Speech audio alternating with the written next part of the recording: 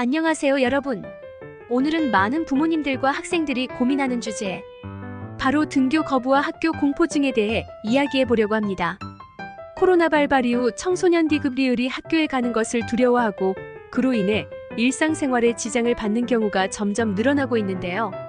오늘은 이 문제를 최면 치료를 통해 어떻게 효과적으로 극복할 수 있는지 알려드리겠습니다. 1. 등교 거부란 무엇인가? 먼저 등교 거부가 무엇인지 간단히 설명드릴게요. 등교 거부는 학생이 학교에 가는 것에 대해 심각한 불안을 느끼고 거부하는 행동을 말합니다. 이는 5세에서 17세 사이의 어린이와 청소년들에게 흔히 발생할 수 있는 상황적 불안의 일종입니다. 학교에 대한 두려움은 여러 가지 이유로 발생할 수 있습니다. 예를 들어 친구나 교사의 태도, 분리 불안, 학업 성적에 대한 압박, 심지어 학교 폭력이나 왕따 경험 같은 외부 요인들로 인해 학교에 가기 싫어질 수 있습니다. 이러한 이유들로 인해 아이들은 학교에 대한 공포를 가지게 되고 심한 경우 몇 주 또는 몇 달 동안 학교에 가지 않는 만성 결석 상태로 이어질 수 있습니다. 2.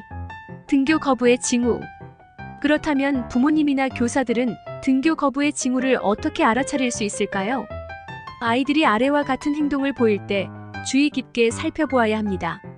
신체 증상 호소 아침마다 배가 아프거나 두통이 있다고 말하는 경우, 감정적 반응 학교에 가기 싫다며 자주 우는 모습, 학업 성적 변화 성적이 급격히 떨어지거나 학교 관련 이야기를 꺼리는 경우, 사회적 회피방 안에만 있으려고 하거나 외출을 꺼리는 태도.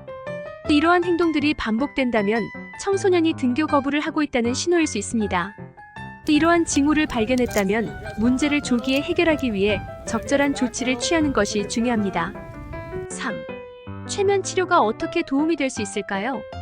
그렇다면 최면 치료가 어떻게 이 문제를 해결하는 데 도움이 될 수 있을까요? 최면 치료는 무의식 속에 숨겨진 근본적인 심리적 원인을 찾는 데 매우 효과적인 방법입니다. 많은 경우 등교 거부와 학교 공포증은 명확한 이유 없이 발생하는 것처럼 보이지만 사실은 무의식 속 깊이 감춰진 두려움이나 불안, 과거의 트라우마 때문일 수 있습니다. 최면 상태에서는 이러한 감정의 근원을 탐색하고 문제의 뿌리를 찾아내는데 큰 도움이 됩니다.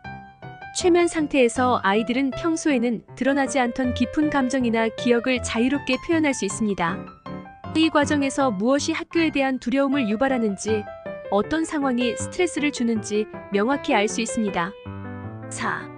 자기 암시의 힘. 새로운 긍정적 사고 패턴 형성. 그렇다면 최면 상태에서 우리는 무엇을 해야 할까요? 먼저 과거의 경험에서 원인을 찾아서 자기 통찰을 하게 됩니다. 이후 강한 자기 암시를 사용하여 새로운 긍정적인 사고 패턴을 형성하는 것입니다. 최면 상태에서는 우리의 무의식이 가장 민감하고 열려있는 상태가 됩니다. 이때 나는 학교에 가는 것이 즐겁다거나 나는 학교에서 안전하고 보호받고 있다와 같은 강한 자기 암시를 반복적으로 주입하면 무의식 속에 긍정적인 변화가 일어납니다. 이러한 긍정적인 암시는 새로운 행동 패턴을 만들고 아이들이 학교에 대한 두려움을 극복할 수 있도록 돕습니다. 연구에 따르면 이러한 최면 치료와 자기 암시는 학교 거부와 학교 공포증을 가진 학생들이 훨씬 더 빨리 두려움을 극복하고 학교 생활에 적응하는 데 큰 도움이 될 수 있습니다. 자기 암시는 단순히 긍정적인 생각을 하는 것이 아니라 무의식적인 믿음을 바꾸는 강력한 도구로 작용합니다. 5. 최면 치료의 실제 사례. 여중생의 극복 이야기. 그렇다면 실제 사례를 통해 최면 치료의 효과를 좀 더 알아볼까요? 여기 한 여중생의 이야기가 있습니다. 이 학생은 처음에는 등교를 거부하기 시작했고 이유를 알 수 없는 두려움으로 인해 학교 가는 것이 너무 힘들어졌습니다. 최면 치료를 통해 밝혀진 사실은 이 학생이 친구 관계에서 대인관계 기술이 부족하고 다른 사람들을 비판적으로 보는 경향이 있었다는 것입니다. 이러한 이유로 친구들에게 비호감을 사게 되었고 이로 인해 불안이 점점 심해져 결국 공황 상태에까지 이르게 되었습니다.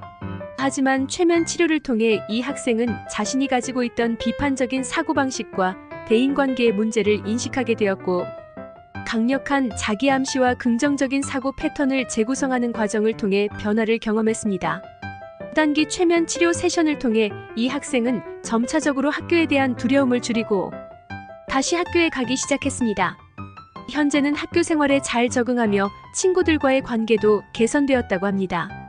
이 사례는 최면 치료가 단순한 증상 완화가 아닌 근본적인 원인을 찾아내고 그 원인을 해결하는 데 얼마나 강력한 도구가 될 수 있는지를 보여줍니다. 여러분, 청소년 자녀가 학교 거부나 학교 공포증으로 고민하고 계시다면 최면 치료를 고려해 보시는 것도 좋은 방법일 수 있습니다. 중요한 것은 아이가 안전하다고 느끼고 학교에 대한 긍정적인 경험을 다시 쌓아갈 수 있도록 돕는 것입니다. 최면 치료는 그 첫걸음을 내딛는데 강력한 도구가 될 수 있습니다. 오늘 영상이 도움이 되셨다면 좋아요와 구독 버튼을 눌러주시고 댓글로 여러분의 의견을 나눠주세요. 앞으로도 다양한 정신 건강 주제에 대해 함께 이야기 나눠보도록 하겠습니다. 감사합니다. 구독, 좋아요는 더 좋은 영상을 만드는데 큰 힘이 됩니다.